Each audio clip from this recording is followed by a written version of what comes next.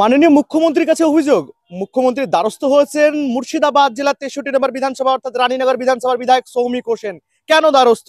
সৌমিক হোসেনের নাম করে রাজ্য জুড়ে একাধিক জায়গাতে কখনো পুলিশের কাছ থেকে, তো আবার কখনো জনপ্রতিনিধিদের কাছ থেকে, কখনো সাংগঠনিক নেতার কাছ থেকে লক্ষ লক্ষ টাকা তছরুপাত করছেন, প্রতারণা করছেন। কে করছেন এই প্রতারণা? প্রতারণা করছেন মুর্শিদাবাদ জেলার বড়ুয়া থানা এলাকার এক যুবক। বড়ুয়া থানা এলাকার বিশ্বজিৎ দে নামক এই যুবক কখনো নদিয়ার নাকাশিপাড়া থানার ভারপ্রাপ্ত আধিকারিক, তো আবার কখনো নদিয়া নাকাশিপাড়ার পঞ্চায়েত প্রধান, তো আবার কখনো ইটাহারের সাংগঠনিক নেতা, আবার কখনো মুর্শিদাবাদ জেলা পরিষদের সহকারী সভাধিপতি, তো আবার কখনো মুর্শিদাবাদেরই একাধিক জেলা পরিষদের সদস্যদের কাছ থেকে লক্ষ লক্ষ টাকা তুলেছেন। টাকা তুলছেন কিভাবে? টাকা তোলার ট্যাকটিস হচ্ছে আমি বিধায়ক বলছি, আমি সৌমিক হোসেন, আর এই সৌমিক হোসেনের নাম করেই লক্ষ লক্ষ টাকা তোলা হয়েছে। আর সেই ঘটনা জানতে পারেন বিধায়ক সৌমিক হোসেন, রানীনগর 63 নম্বর বিধানসভা কেন্দ্রের বিধায়ক সৌমিক হোসেন নাকাশিপাড়া থানার ভারপ্রাপ্ত আধিকারিক মারফত। নাকাশিপাড়া থানার ভারপ্রাপ্ত আধিকারিক সৌমিক হোসেন মহাশয়কে ফোন করেন যে আপনার নাম করেই ফোন এসেছিল এবং সেখান থেকে 2 লক্ষ টাকা তোলা হয়েছে। বিধায়কের নাম করে তোলাবাজি করছে এক যুবক। ঘটনা জানতেই চোখ উঠে যায় কপালে বিধায়কেরা। তৎপর হয়েই কিন্তু তাৎক্ষণিক তৎপর হয়েই মুর্শিদাবাদ পুলিশ জেলার ইসলামপুর থানা, মুর্শিদাবাদ পুলিশ জেলার ইসলামপুর থানা।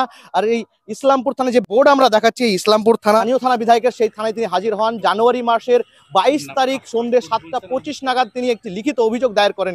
অভিযোগের ভিত্তিতে ইসলামপুর থানার ভারপ্রাপ্ত আধিকারিক সহ পুলিশ দল তদন্ত শুরু করে। পাশাপাশি একটি লিখিত অভিযোগ দায়ের করা হয় মুর্শিদাবাদ পুলিশ জেলার সাইবার থানাতে, এবং সাইবার থানার পুলিশের যৌথভাবে উদ্যোগ নিয়ে গ্রেপ্তার করে যুবককে। ধৃত যুবককে উদ্ধার করা হয়েছে, গ্রেপ্তার করা হয়েছে মুর্শিদাবাদের পার্শ্ববর্তী এলাকা সিউড়ি থেকে, সিউড়ি থানা এলাকা থেকে, বীরভূমের সিউড়ি থেকে তাকে গ্রেপ্তার করা হয়েছে।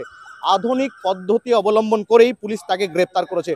বড় ধরনের প্রতারণা চলছিল রাজ্য জুড়ে, রাজ্যের একাধিক জায়গায়, কখনো ইটাহার, কখনো মালদা, কখনো নদিয়া, কখনো মুর্শিদাবাদ, তো আবার কখনো নাকাশিপাড়ার একাধিক জায়গা। সমস্ত জায়গা থেকে কখনো 2 লক্ষ টাকা, কখনো 40,000, কখনো 1.5 লক্ষ, কখনো 3 লক্ষ টাকা করে তোলাবাজি করা হয়েছে।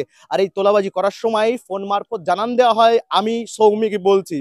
আমি সৌমিককে, আমি সৌমিক 63 নম্বর বিধানসভা কেন্দ্রের রানীনগর বিধায়ক, তৃণমূল বিধায়ক সৌমিক হোসেন। আর সৌমিক হোসেন নিজেও জানেন না তার নামে টাকা উঠছে এলাকায়। যখন জানতে পারেন তিনি রাজ্যের মুখ্যমন্ত্রী তৃণমূল সুপ্রিমোকে তিনি অভিযোগ জানান, এবং অভিযোগের পরেই তৎপর হয় পুলিশ। পুলিশেও লিখিত অভিযোগ দায়ের করা হয়।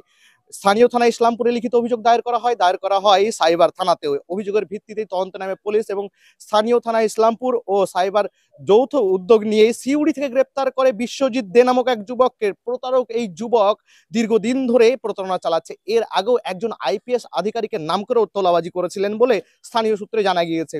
ঘটনার পর গ্রেপ্তার করা হয় যুবককে। তাকে যখন পুলিশি হেফাজত থেকে আদালতে নিয়ে যাওয়া হচ্ছিল, এমতো অবস্থায় আদালতে যাওয়ার পথেই শারীরিক দুর্বলতা এবং অসুস্থতা, হাসপাতালে চিকিৎসা করাচ্ছেন অভিযুক্ত। ঘটনার পর তাকে আবার আদালতে তোলা হবে। আদালতে তার জন্য যে প্রসিডিওর রয়েছে সেটা ফলো করছেন হাইকোর্টের আইনজীবী ইমতিয়াজ কবির। তিনি কিন্তু এই সৌমিক হোসেন অর্থাৎ বিধায়কের হয়ে লড়ছেন আইনি লড়াই, এবং সৌমিক হোসেনের আইনজীবী ওকালতনামা জমা করেছেন। আগামী দিনে এমন প্রতারকদের দৃষ্টান্তমূলক শাস্তির দাবি জানিয়েই লড়াই শুরু করেছেন বিধায়ক। আজকে বিধায়কের নাম ভাঙানো হচ্ছে।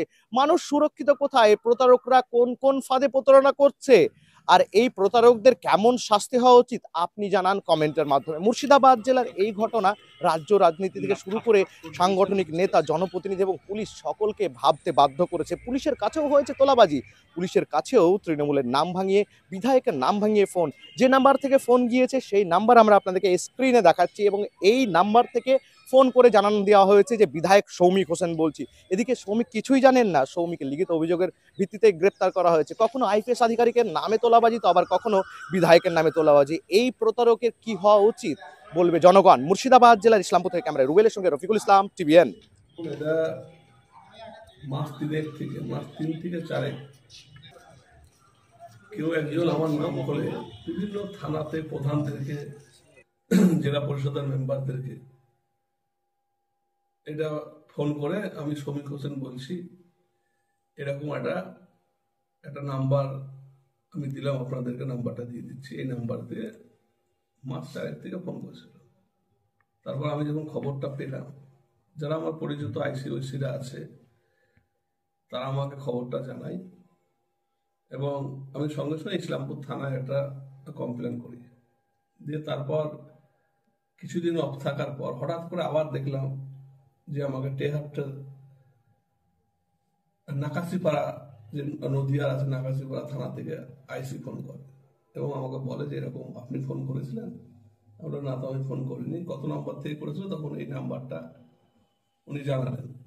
এবং তারপর আমাকে ইটাহার থানা থেকে, ঠাকুরপুকুর থানা থেকে এবং নদিয়ার এক জেলা পরিষদের মেম্বার, রাজারহাটের এক পঞ্চায়েতের উপপ্রধান হদ্দম আমার কাছে ফোন আসতে থাকে যে আপনি কি ফোন করেছিলেন। তারপর লাস্ট আমাকে আমাদের জেলার সহকারী সভাধিপতি, তার কাছ থেকে 40,000 টাকা আমার নাম করে ফোন করে।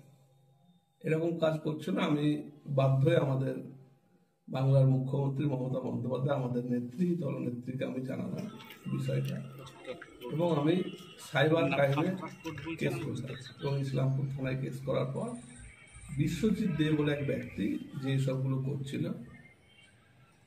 বড়ুয়ার খরজনায় তার বাড়ি, শিউড়ি থেকে ধরা পড়েছে।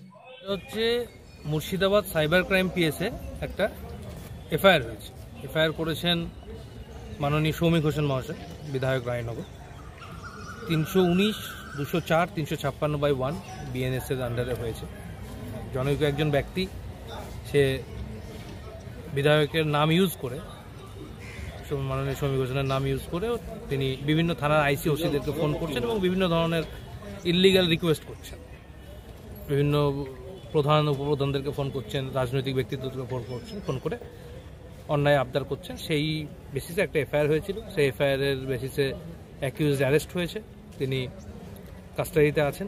আজকে তার প্রোডাকশনের ডেট ছিল, কিন্তু তিনি অসুস্থ হয়, সে হাসপাতালে ভর্তি আছে, তাই আজকে প্রোডাকশন হলো না।